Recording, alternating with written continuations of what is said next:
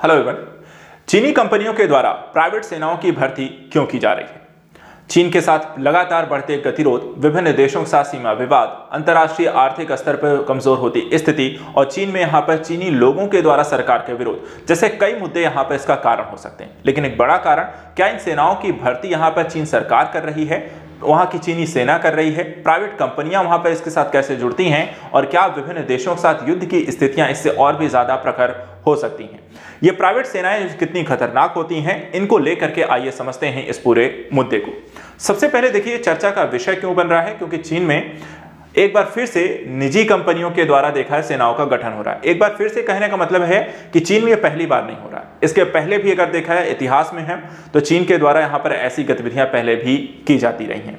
इन दोनों ही घटनाक्रमों को पहले समझ लेते हैं, वर्तमान स्थिति के और इतिहास के बिंदुओं को। पहले वर्तमान की स्थिति जो है देखा जाए, जो भर्ती यहां पर आपको की जा रही है वो कैसे और किसके तहत की जा रही है। नाम यहां पे जरूर प्राइवेट कंपनियों का है, लेकिन जो विभाग में जो एक तरीके से जो गठन किया जा रहा है वहां पर अगर हम देखें तो चीन में कई सरकारी स्वामित्व वाले उद्यम ही, अर्थात एक तरीके सरकार के नियंत्रण में जो कंपनियां हैं वो यहां पर ये भर्तियां कर रही हैं।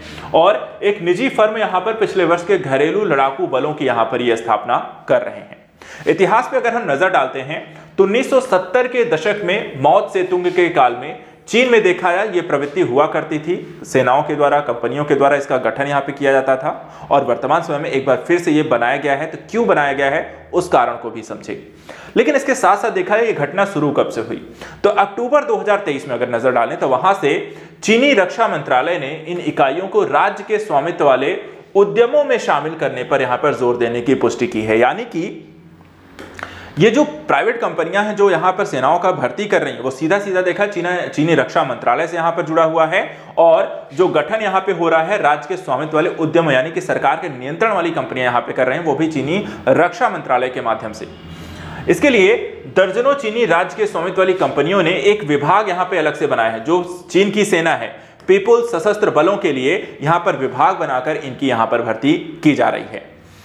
वर्तमान में देखा जाए निजी स्वामित्व वाली डेयरी दिग्गज सहित कम से कम 16 बड़ी कंपनियों ने अपने पास एक स्वयंसेवी सेना यहां पर रख रखी है, अर्थात कि यहां पर अब तक ऐसी कई सारी कंपनियों ने ऑलरेडी यहां पे प्राइवेट सेनाओं की भर्ती कर ली है।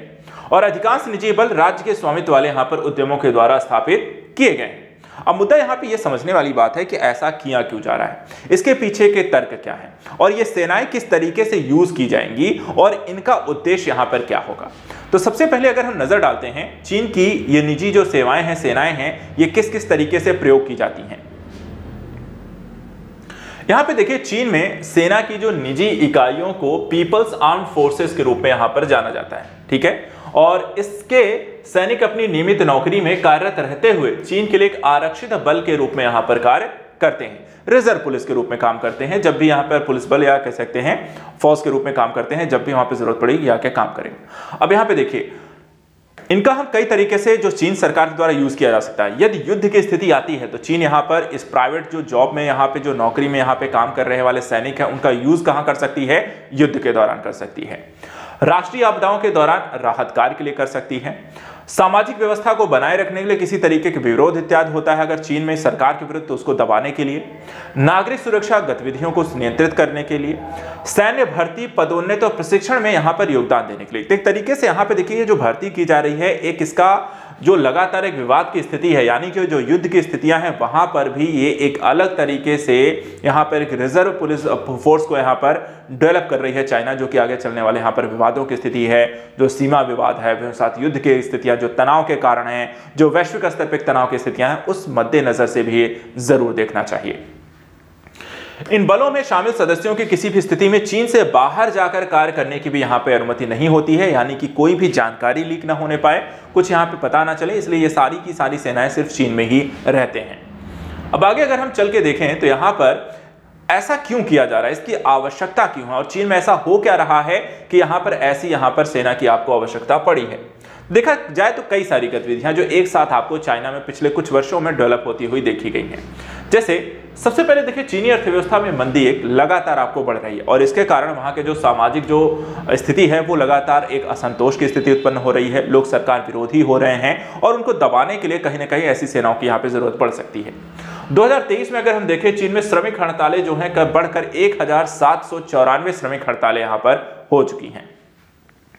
वहीं कोविड महामारी प्रतिबंधों पर जनता का विरोध अब लगातार बढ़ता जा रहा है। जनता इस कोविड के लगातार अभी भी देखा है, चीन में कई जगह यहाँ पे प्रतिबंध लगे हुए हैं जिसको यहाँ पर अब सरकार नहीं हटा रही है और उसका विरोध बढ़ रहा है।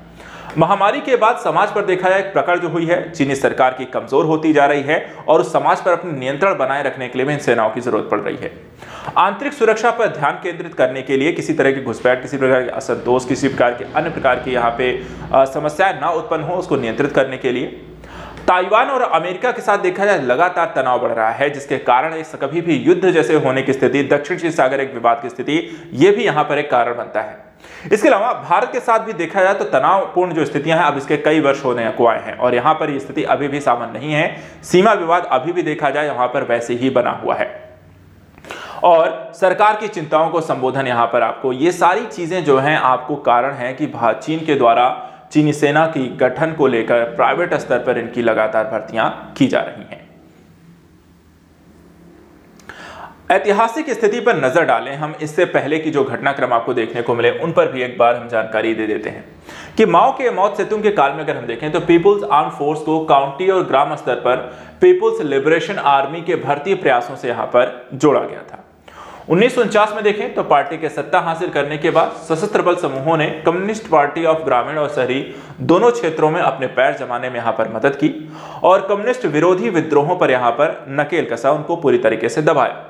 साथ ही प्रत्येक द्वारा पार्टी लाइन का यहां पर एक पालन किया गया, जो अर्थात सरकार के द्वारा, पार्टी के द्वारा कहा गया, इन सेनाओं के द्वारा वही काम किए गए।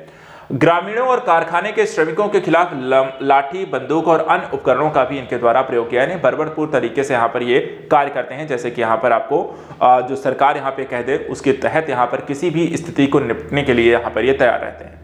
तो ये मुद्दा जो है आने वाले समय में देखा जाए विवादों की स्थिति में इस तरह की सेना की भर्ती करना, ये यहाँ पर एक चिंता का विषय हो सकता है। इस पर ध्यान देने की भी आवश्यकता है और आने वाले समय पे यहाँ पर चीन पर लगातार कड़ी नजर भी रखनी जरूरी है। ये सेना किस तरीके से कौन से काम करती है इस पर भी नजर रखना जरूरी है। फिलहाल आज के लिए इतना ही, आगे आने वाले समय में कुछ और ऐसे इंपॉर्टेंट टॉपिक्स को लेकर हम मिलते रहेंगे। Thank you so much and good luck.